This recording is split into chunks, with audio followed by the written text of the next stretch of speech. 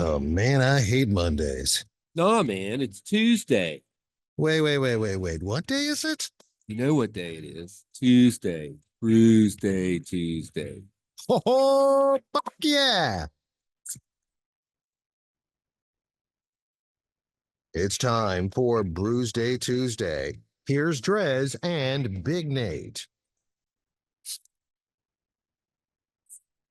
So that's not entirely true. It's not Drez and Big Nate. It is Big Nate and Kyle, but we persevere. In spite of that, I welcome to another Brewsday Tuesday. I have once again invited Kyle to I mean it's his show this week. So Kyle actually was kind enough to invite me and not invite someone else to do the Brewsday Tuesday thing. Kyle, first of all, how you doing? Did you recover well after the first Brewsday Tuesday? Yeah, it took a little time, but I'm back. Good to be back. I'm glad to have you back, and we're gonna drink some beer this time. I let you curate this show. Again, I say I let. Really had no choice in the matter. You curated this show that I'm very excited for because it's not something that we get to do often enough with Drez because of his aversion to stouts, and he just doesn't love stouts. That's fine. I'm not gonna judge him for it. I mean, I might. He's not here. What's he gonna do? Fight me?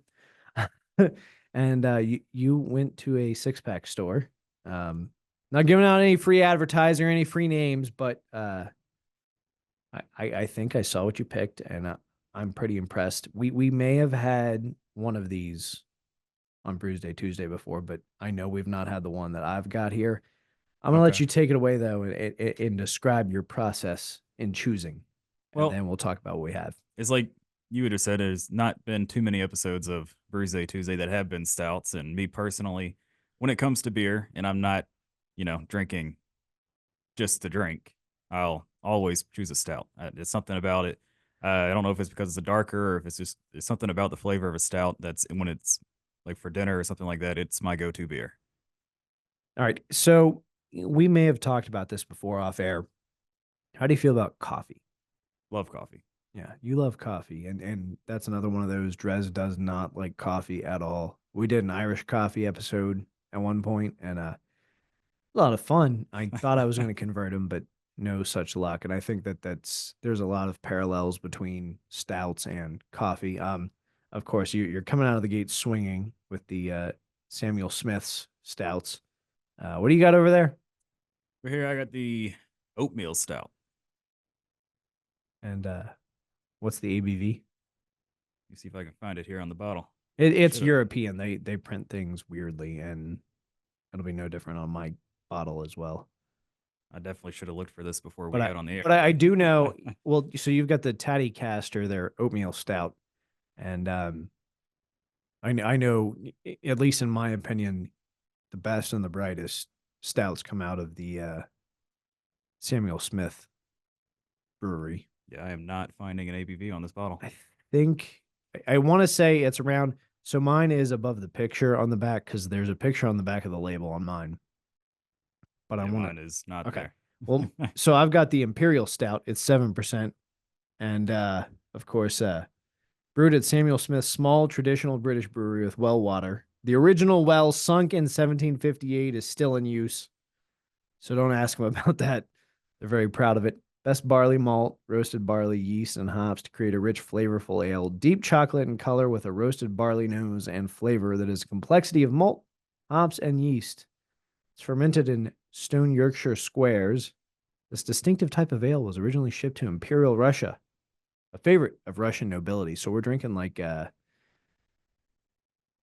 don't know any famous Russian nobility. I don't either, but even like the bottle is a seltzer. Rasputin, would he have been considered nobility?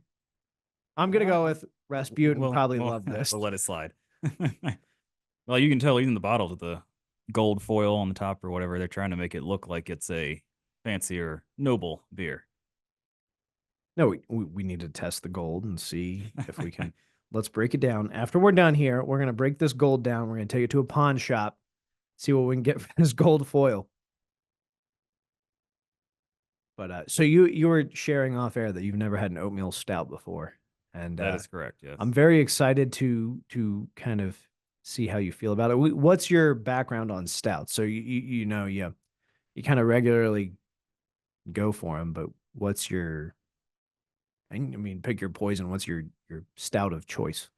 So my favorite one I've had so far, and I don't know if you ended up getting it when you went to the Mellow Mushroom, but they have a red velvet stout. I don't know if they still do or not, but they had it about a year and a half ago when I went, and that was incredible. When it comes like a beer that tastes like a red velvet cake, you can't really get much better than that. So I very recently learned, like within the past 2 months, what red velvet cake was. I've never ordered it before. Drez was at Sonic Temple. Okay. His wife was not. She was kind enough to come join us for dinner, and she's like, "I want to bring a dessert." So she brought red velvet cake, and I'm like, I don't know what the hell this is, but I'll try it because you brought it. Red velvet is chocolate. Yeah. I did not know that. I've been avoiding a whole like style of cake because I was like, I don't want red velvet. Velvet No, just it's has like a negative really good. connotation, but it's delicious. Like I said, I don't know if Mellow Mushroom still has it, but they used to have a red velvet stout that they would serve on their menu, and it was really good. All right, so you like the red velvet, but I mean, obviously that's very specific. Like Mellow Mushroom, what are your, you kind of keep on hand. So I like the well, in the apartment now, the only one I've got is Guinness. You got to have Guinness. It's the go-to, especially the one that's got the nitro infused. You can't really get You much like better the- than that. But usually I try to go for like the sweeter, like cakier flavored stouts whenever I go out and actually shop for them. So I think you don't like stouts, you like baked goods. Well, that's true, and so do you. So I don't. We've talked about I do not like baked goods. It's not my thing. I like candy. It's Well. straight up candy, and I think that's why. Like and I mean, I get it. There are those things where there's a transition between food and beverage where you kind of like a lot of the overlapping things. In my case, it's straight candy, not chocolate. Things like gummy bears, gummy worms, sour gummies. I like sours. You like baked goods, you're probably gonna like a stout. Yeah. And when it comes to like the food aspect, I'm the opposite of you. I much prefer baked goods over candy in the first place. What's your favorite baked good? In as of what? Like between cakes, brownies, Just, cookies. Gun to your head, this is gonna be your last meal or your last dessert, as it were. What are you asking for? I think I've mentioned this to you before. I don't know if it was on your last time we were here or not, but the chocolate eclair cake. That's my right. go-to. And your sister makes that for you? Yes, every year for my birthday. I don't get a birthday cake. I get a chocolate eclair. Pie. You gotta have pie for your birthday. Just give it a shot once. Why mess up something that's gone so well for over 18 years? Has it gone well, or is it just gone? Both. So, in the meantime, what have you been up to since we last spoke on Brewsday Tuesday? Well, with how Was there? I know your tattoo is still healing. We didn't talk about your tattoo last week. that's true. We didn't. We should probably talk about that because I've been dying to break out my Sharpies and do some coloring on your tattoo. No, you can't be doing that. It's still healing. I know. I understand. You want to go ahead and show it to those watching on video? Kyle's got a lovely tattoo. It is great work. You want to give some background on that though? So family heritage for me, it's from on my dad's side from Norway, like the Viking type area. So my dad and I have always been big fans of the Viking symbolism and stuff like that. And my freshman year of college, my grandmother had passed away. So this tattoo, it's the Viking symbol for, they didn't have a word for grandmother, but it's mother of my mother or mother of my father. So that's what this represents. I got it just as a way to memorialize her. And I never really thought about that. Not your grandmother. I never really thought about your Yeah. grandmother much outside of this tattoo. And I do think it's a very important tattoo. I like that you got it. I like the meaning behind it. But yeah, that's where you run into last names like Hendrickson, Yeah. Erickson. It's all like son of son, daughter of daughter. And it's a fascinating, very clunky way to label things. That's why when I was looking for the design or whatever, I had to look to make sure it was mother of father and not mother of mother, because those are two completely different designs. And At least you have the benefit with that of there not being a situation where, Because I think the first thing I said to you when you showed it to me is they spelled it wrong. Yeah. That's also like why don't get lettering and stuff like that in my tattoos, Yeah. because that way not everybody's gonna know what it is. But I mean, Yeah, it'd be horrible. You get like one of those Japanese caricatures and you think it says peace, but it actually says combo number 5. yeah. So I feel like with the Viking and Celtic culture, they have a symbol for everything, and that one symbol means that one thing. And I think there's a beauty to that.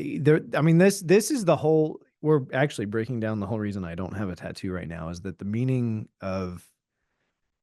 I mean, even just in the confines of the English language has changed so much, even since I've been alive, since you've been alive. Um, Beyond that, there are things. I mean, for me, like a big thing is horror movies and film in general. Like, God forbid I had gotten that Kevin Spacey tattoo I wanted.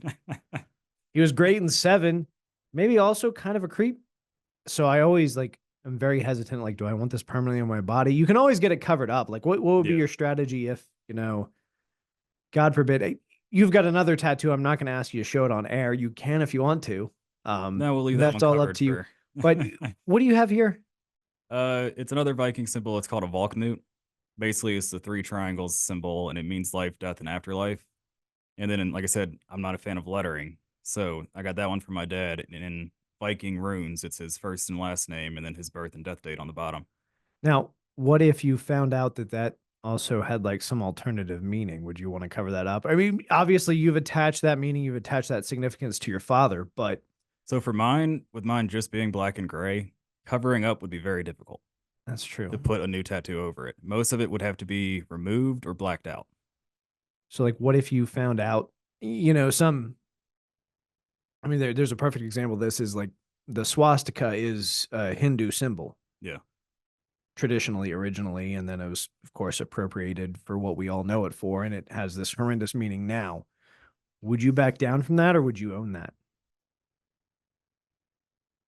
If I had gotten it for the Hindu reason or the meaning, like if that was part Yeah. of the culture I was in, I'd just roll with it. But Yeah, and that's a tricky battle. I don't think there's a right or wrong answer, and I think to you it has such a meaning and significance that would be hard. yeah, that's why for me with these, I made sure to do my research. I spent months making sure I was getting the right symbol and stuff like that. And that's what I pretty much tell anybody that asks me about getting a tattoo is you need to make sure you look into what it is you're getting. Which one hurt worse? Definitely the one on my chest. Not a lot of meat there. Well, really, it Just was because when you're it got, vibrating on your rib when cage. it got close to my sternum, and then when it started to go under my armpit, Yeah. that's it. It hurt.